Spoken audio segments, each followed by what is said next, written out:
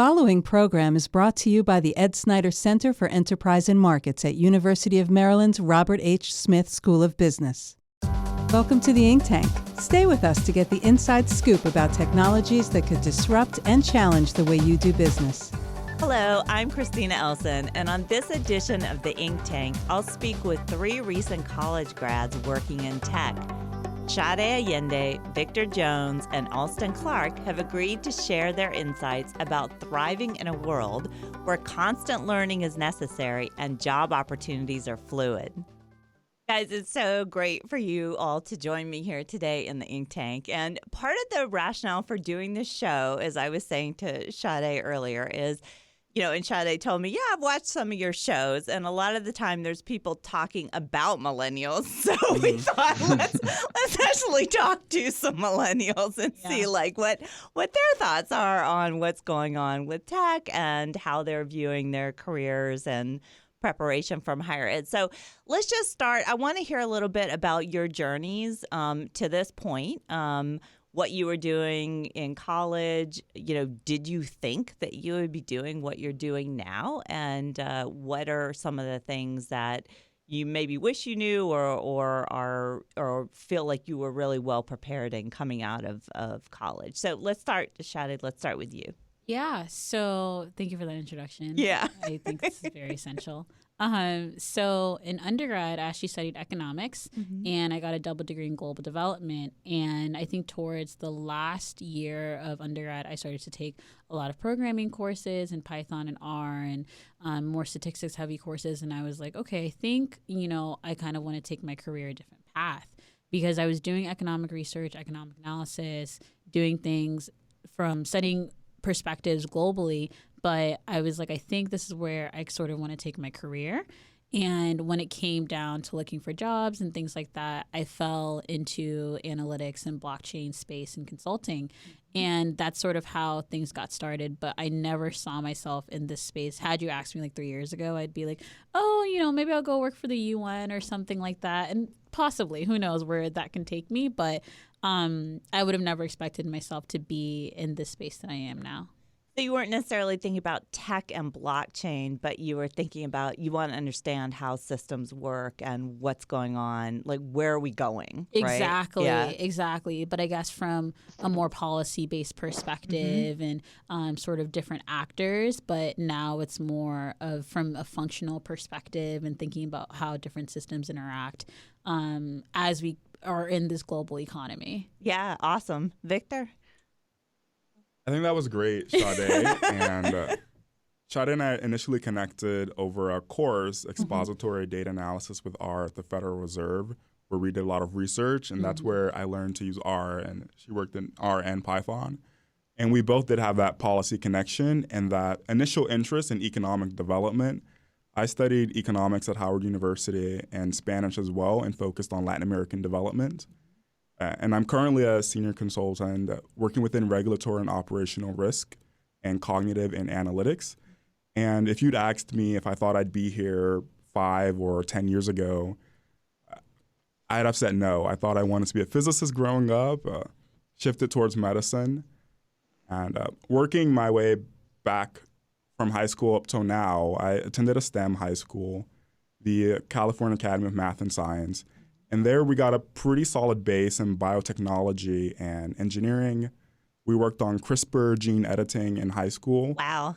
So I was intimately familiar with that, and I enjoyed microbiology a lot.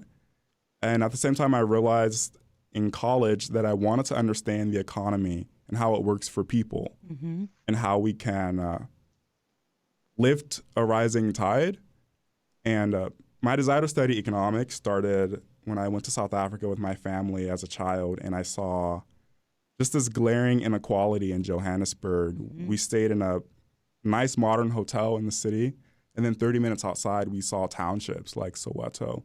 And I couldn't understand how an economy could have such wealth but not be well distributed.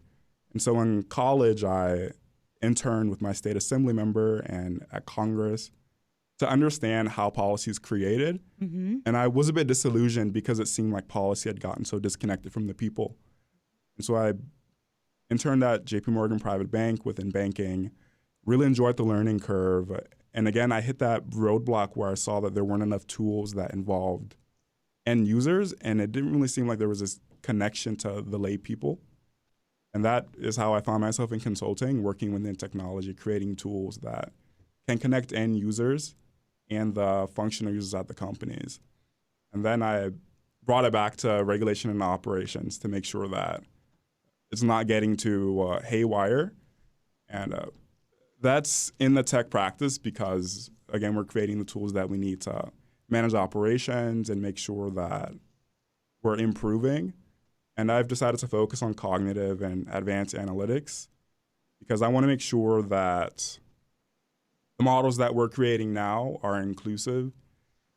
So had you asked me 10 years ago if I thought I'd be here, I'd have to say no. No, yeah. But and we're going to talk about that. Like, I want to get back to this point about tech and inclusivity and also how tech should, or what are our views on thinking about tech lifting everybody, like being part of a rising tide.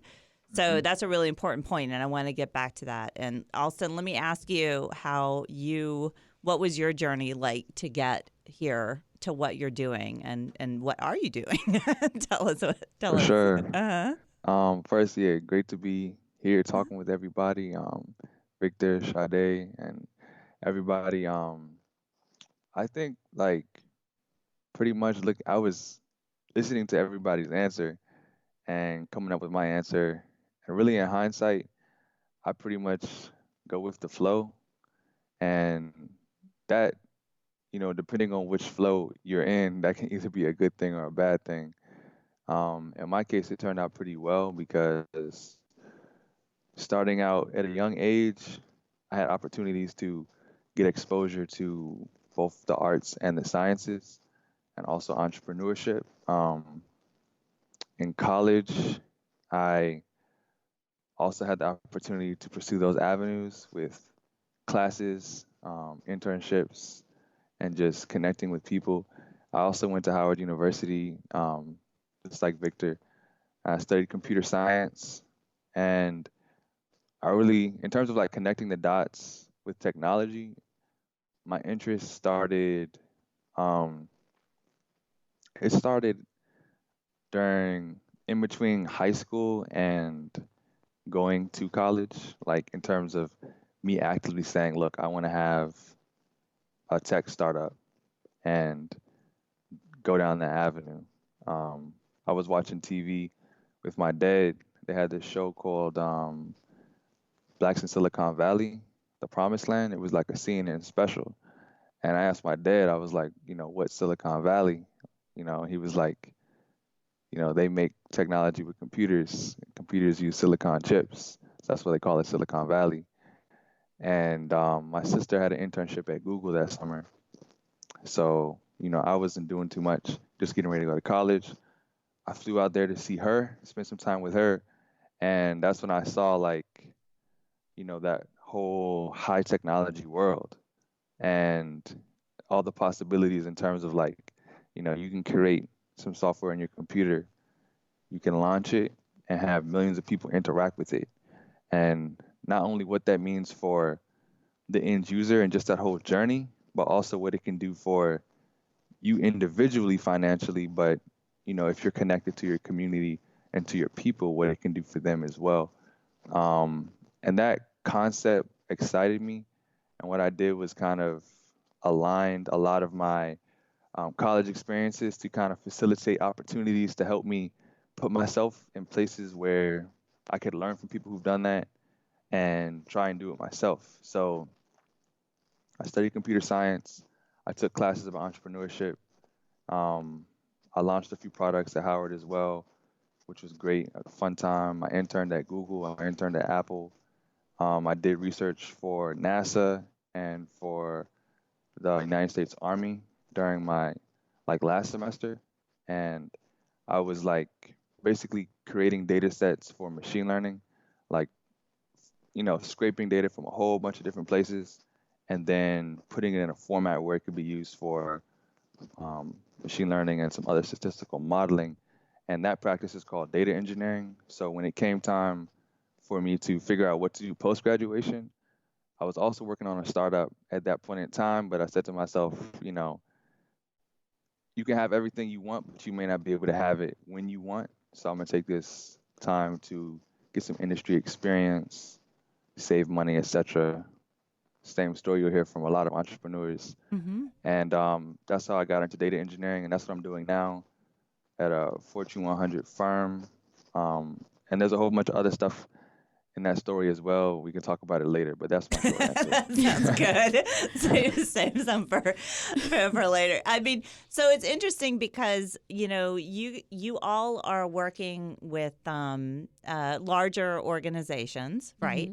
And one of the things that you hear a lot about with millennials is, do millennials want to, also be an entrepreneur? And you're saying you are interested in that, but you're also interested in sort of understanding, what's going on and maybe, learning in this other environment before you, and thinking about, okay, what do I want? So what are you thinking? What are you learning and seeing, like, in these first sort of years out of school that you think is helping you deal with this future that's changing really rapidly? Like, where are you seeing the change, and what's great and what's also sort of weird or yeah? I guess I can talk a little bit and follow up on Alston's tip, where I'm also an entrepreneur and I have my own company, She Gets Away LLC. And with that, I definitely agree with Alston, where I was like, okay, well, this has just happened and I can continue with that, go independent and do that my own thing. And I read all these articles about, this person quit their full-time job and, like, I'm working from the beach and, whatever. But I knew that I had to get my hands dirty and really get into the field and see what I could do first before I just go ahead without, with some sort of expertise from like Googling, doing my own research, talking to people, but instead being in the industry and learning about different ways to apply what I'm learning right now to my own ventures and my own interest and things like that. Within the space that I work in now, I think that everything's like fast moving, and that's why I like the industry that I'm in professional services and working consulting, where I'm being tasked to always learn about these new technologies. And currently in my role now, where I work and develop and build tools and process enhancements, and then on the side I'm also doing a lot of blockchain work for the firm and at large and within industry, and being able to always be tasked about what's new and just being able to get things at such a fast and quick rate. I think that's what energizes me. And I was like, I think I still have it, in me to keep going. And on the side, also still applying like, okay, do I still want to contribute to a new app idea that works in conjunction with my company? Or are there some tips and tricks that I can take from this and apply to somewhere else to develop a larger client base? And so I just knew that I needed to really get my hands dirty and still get that experience and all of that before deciding to go ahead and launch by myself. Yeah, so it's important because it's complementary for you. And Alston, I think I'm hearing you say also that you feel like this is very complementary, what you're doing, to your larger long-term goals as well. Indeed. One of the things I like to say and live by is you can bend your experience towards your destiny, but never bend your destiny towards anything. So no matter like where you are in terms of like reaching your ultimate goal, you can find some nugget out of that experience to help you get to the next step. So it's not a big deal in terms of, you're not where you want to be ultimately, as long as you're taking those steps towards getting there. I think a lot of millennials, we read the internet. Yeah. People living their best life, just like Sade said, and you're on YouTube and you see those videos, those ads come up like, hey, if you're watching this video, you could be on the beach right now making $10,000 a minute. What's that? Hello, I can show you how to do it. And I haven't clicked on any of those links. Good. Good. But sometimes I want to. Yeah, believe me, It's that, too easy. That may never change. Believe me, sometimes I'd like to click on a video that says you want to sit on the beach and make Yeah. yeah. But the important thing is just like to have fun in what you're doing, right? And Victor, like, do you feel like you're having fun? I mean, is it? I mean, you know, a lot of people the people that I'm teaching, I do sometimes get, oh my God, I'm graduating, my life is over. Like, did your life end or No. Hopefully begun. It didn't end, and the transition, I would say, was more on the seamless side in that there's the constant learning. I'm also in consulting, like Sade, and the emphasis is on building skills, constantly learning and making sure that you can turn that into value for your client. And that's something that I've done naturally. I'm always looking for systems improvement, and I've been able to do that. And I really enjoy the experiences that I've had and exposure to different industries. And it's something that I know I can take with me. I'm not looking to start an entrepreneurship venture right now because I do like having the boots on the ground mentality in policy and in industry. And I enjoy that back and forth about seeing how they can complement one another. So I think it's very interesting that all three of you are thinking very clearly about the policy and real world implications of technology, whether it's in a community or in the lives of, you know, your generation and upcoming generations. And so I want to hear a little bit about your thoughts along those lines. Like, you know, there's a lot of talk about technology is good, technology is bad, you know, that robots are going to take our jobs, it's endless, right? But what do you perceive, what are your perceptions about that, about where you'd like to see technology really contribute to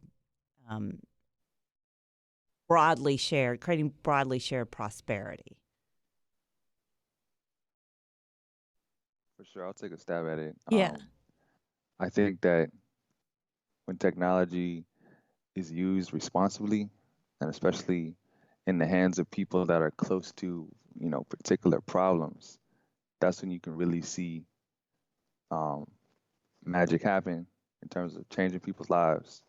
So I don't directly link technology with innovation.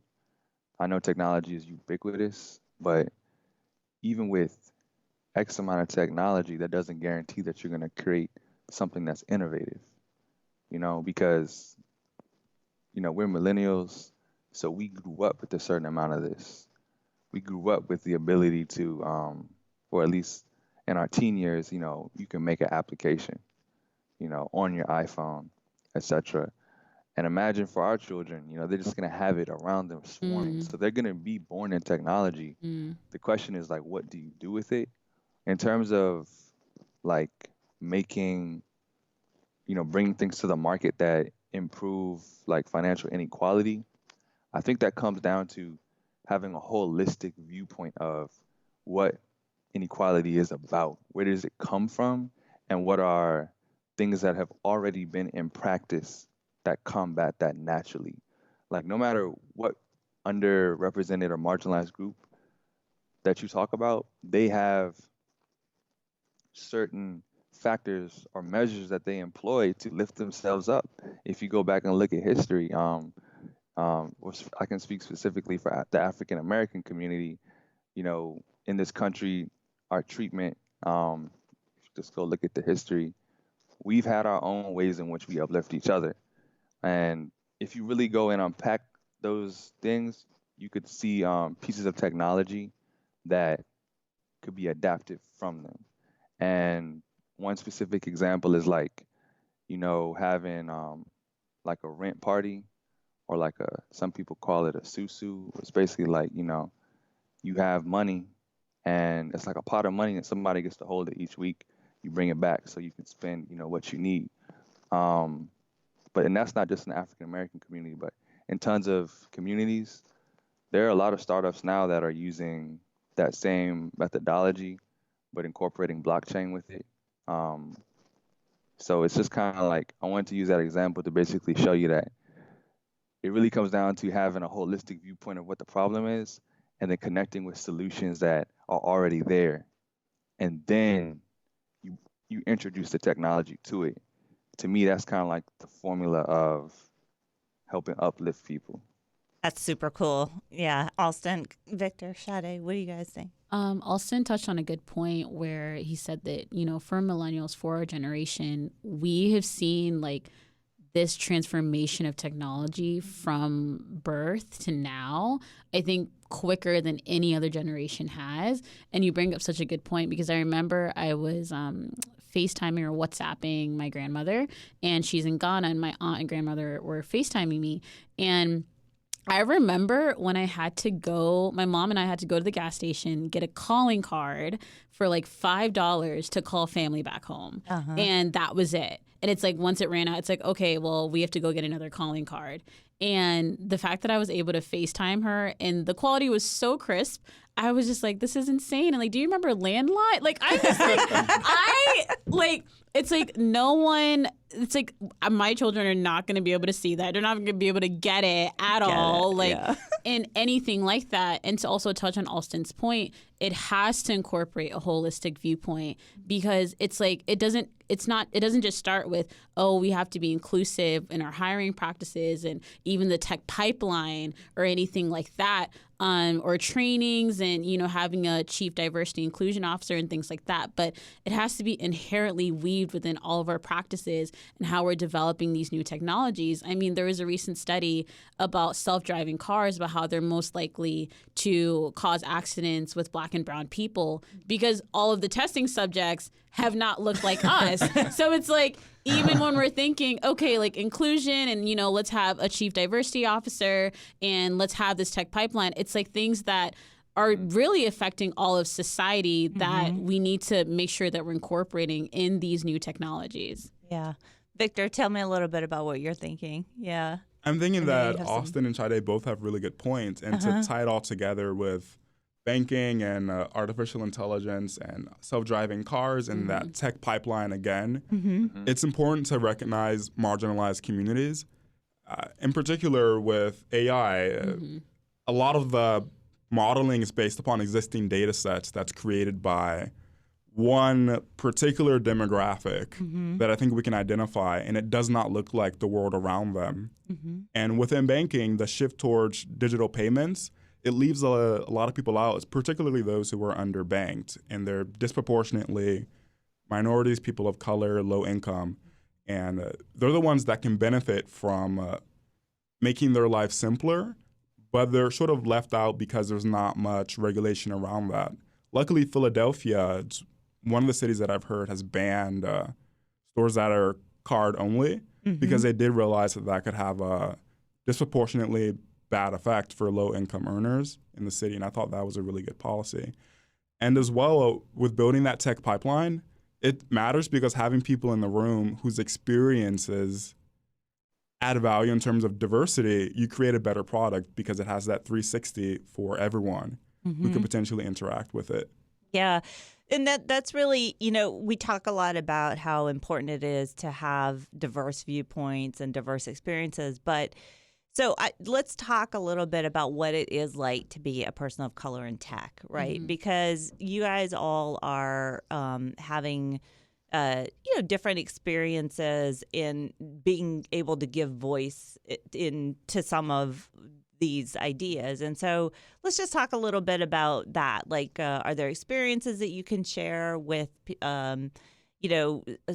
someone that is thinking, I realize like tech is what we're sort of getting around to is like tech is everywhere. Like there are so many careers in tech, right? And we want to encourage people to really get engaged with the opportunities. So I just want to hear a little bit about that, about your experiences as being a person of color in tech and I'm going to defer to Alston because I know you're the co-founder of the Blockchain Labs, and that's already building a pipeline. And I just want you to talk about that first before I begin. For sure, yeah. So I got some experience in blockchain in college, and then my senior year, in the fall of 2017, me and two friends, we came together. I told them like, hey, we should start a blockchain lab here at Howard, and we did. It was around September. And right around that time was when Bitcoin was coming into popular consciousness. And like people who were not in like computer science were finding out about it and what it could mean for them just in terms of this new technology. And of course, the financial, bubble beginning to, rise and people getting excited about investing in cryptocurrencies. And what we did, we started out giving workshops on campus, and that was our first event, a workshop, and we had, about like 70 students show up. It was a Wednesday evening, and it was amazing just the interest that was there. And we took that and we started developing content around it, and not just on the investing side, but also on the development side. So from there, what we're doing is we're creating curriculum and content to help not just Howard University students, but also the broader community utilize blockchain technology, have their own voice in it, and leverage it to create solutions that are important to them. So we've taught development workshops, like how to create your own blockchain products, your own cryptocurrency, etc. And that's what we're continuing to grow out. And we help other universities as well have similar programming. So to answer your question in terms of, I guess, being a minority or an underrepresented group in technology, I don't like to think about that a lot.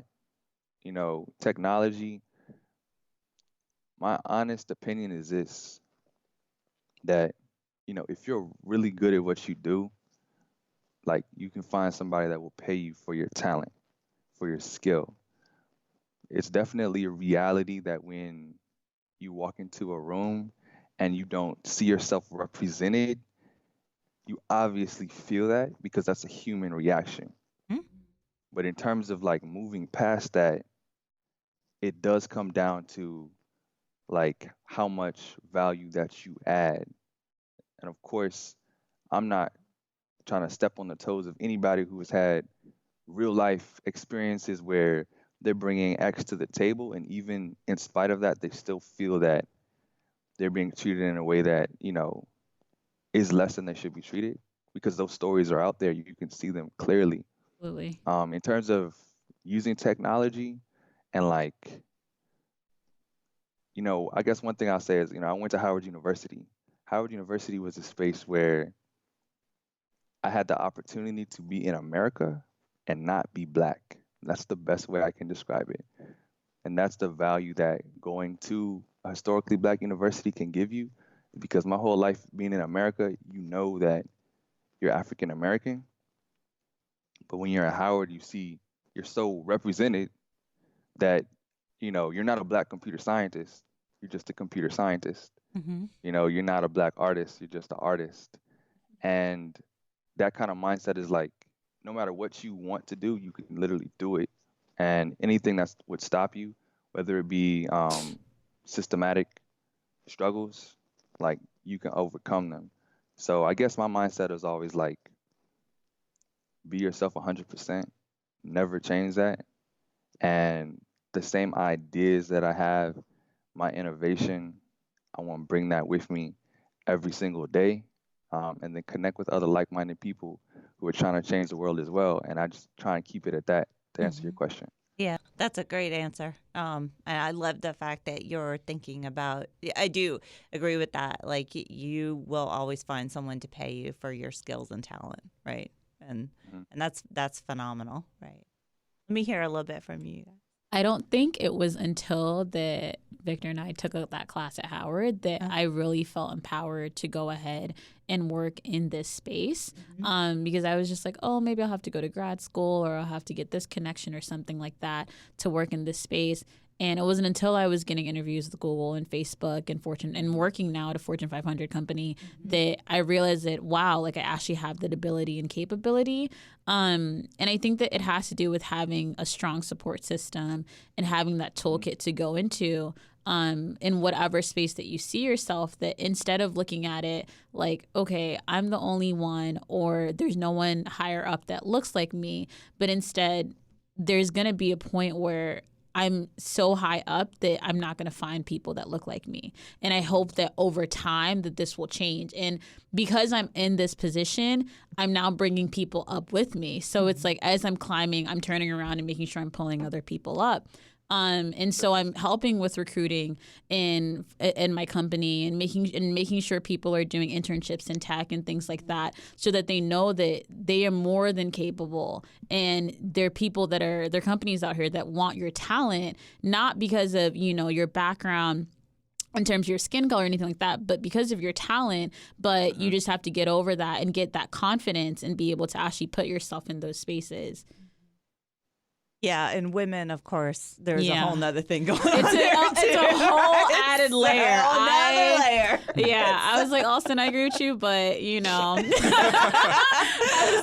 why I said it's a whole nother layer. Yep, it's a whole nother layer. Yeah, but at the same time, it's everybody's got their different kinds of struggles and challenges, and I do believe that the approach that you're taking about thinking about how can I continue to pull people with me, and realize that after a certain point, like you really just may not see so many people that look like you for a while. Hopefully that's changing, but it's true. It's a reality, right? And I do want to touch on, like, in addition to having that toolkit that I'm talking about, having sponsors is so important. Key. And it's different than mentors, because it's like I have so many mentors in my life, but having sponsors within the company that you're working in or within the industry can be so pivotal to pushing your career forward, because I feel like sometimes it's like, okay, well, if I work hard, this is going to happen. If, I work towards this will happen. And yes, likely. However, having sponsors that are going to advocate for you and pull you in and really reach back and say that specific person needs this promotion, that specific person needs to be put on this project, that specific person should be chosen to speak on this panel, is where it's going to go. And that's so key to have a sponsor. Yeah. Yeah. Victor, in my experience of being a Black person in technology, I haven't even thought about it that way. I'm a technologist and I'm Black. So that colors my experiences and how I'm going to see and interact with the world and my coworkers. And I've definitely noticed that there aren't very many people who look like me. And that's just something that I realize is par for the course. And again, I give back. I mentor. I make sure that people know about opportunities within tech, financial services, other professional services, just jobs that you're not going to hear about on the bus on your way to school necessarily. And part of the capacity building, making sure that everyone has a seat at the table, is just, like Sade mentioned, like Alston mentioned, taking up space, being there, and excelling. Right. And at the same time, I've benefited from mentorship and asking about opportunities and building sponsors within my firm and outside who can really push my skill set and create opportunities. I think that's huge. And again, that's not something that you're going to learn unless you have someone reaching out to you, which is what I like to do to make sure that I'm giving back and lifting up as I climb. Yeah. But I haven't ever felt limited because of my race. Yeah. Yeah. So, Alston, go ahead. Do you have a comment? I was going to say, I really liked y'all answers, Victor and Sade. And in terms of what y'all are saying, like lifting as we climb and, making sure we're represented at the table, I think that connecting the dots with with this conversation and reverse engineering a solution to our current situation is that we have to move away from the mindset of like getting, careers in technology and creating careers in technology. Because in terms of changing the culture at a firm and being able to bring in diverse people and having them feel like they're not diverse, but feel like they're at home, that difference, that shift, that really comes down to creating our own companies and taking it all the way to like the beginning. It's like, in order to create your own company, you have to have funding for that. And you have to be at a place where you can hire people. So that you can grow bigger and bigger. So that's why I really like work that I'm seeing in terms of increasing the amount of Black and brown investors and VCs, because those are the people that really will give you the tools that you need to create companies that you can in turn hire people. One organization that I really like their work is called HBCU VC, and what they do is they give internships to HBCU students to get into the venture capital space, which is traditionally a really hard area to get into. But I believe that with more Black VCs investors, that you'll see naturally more diverse startups. And as those startups are successful, there will be more jobs that are opening up.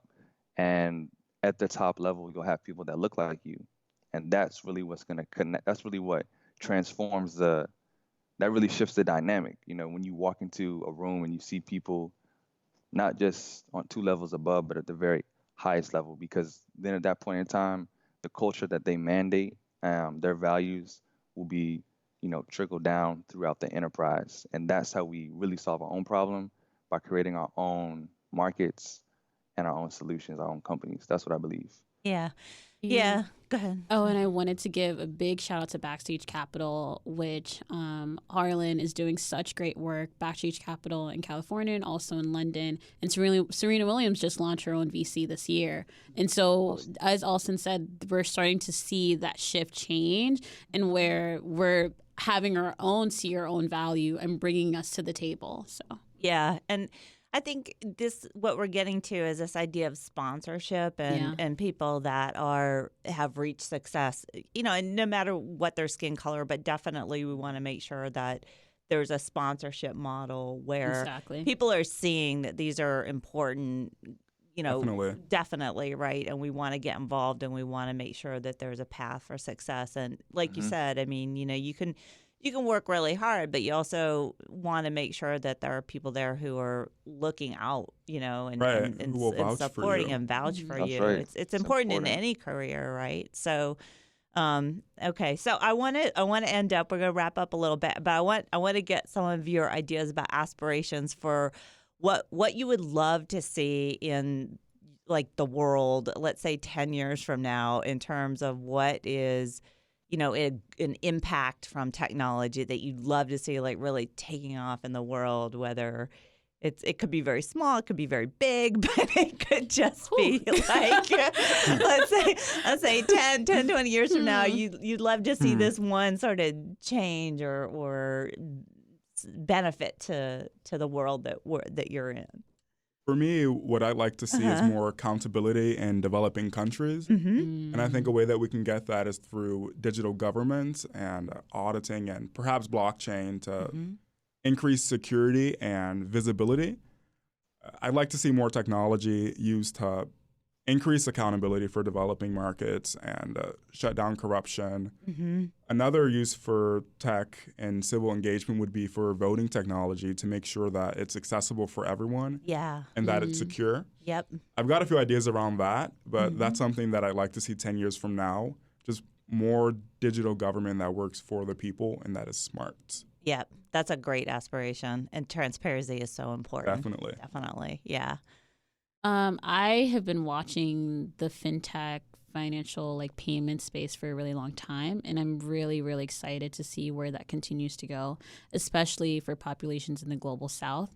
And I'm really excited about just seeing how financial access can continue to be increased within the unbanked and small business owners and entrepreneurs that are not by choice, but just because sort of by way of living in developing countries. And so I'm really excited to keep seeing that space grow.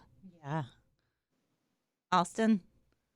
I think for me, I would love to see the continuation of diverse founders, being hired by diverse VCs and tackling problems in the U.S. and also abroad and developing markets, such that the solutions that are being brought about are non-intrusive, but they're holistic and they actually care about the people. So instead of just creating solutions to bring people online so that you can sell their data. You're creating solutions because you care about the people, and you've also created a model that is sustainable. Yeah. That's what I want to see. Yeah, right. I think, well, we could talk. We'll have another show and talk about privacy and transparency. That would be all I think for millennials, this is a big issue, right? Okay, so we'll do that one next. But guys, it was awesome having you here. It's awesome to talk to millennials instead of about millennials. Yes. So Thank you. We finally have a seat at the table. Yes. I appreciate the shared insights. I think, people are going to, particularly, students in college right now are going to get a lot out of this, but also I hope your colleagues are going to be watching and thinking a lot about this too. So thanks for spending your time with me.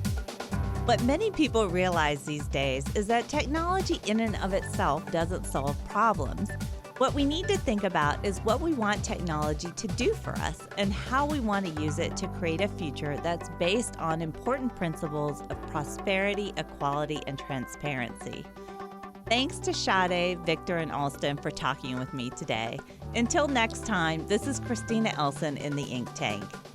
You can subscribe to the Ink Tank on Spotify, Google Play, Stitcher, YouTube, and Apple Podcasts.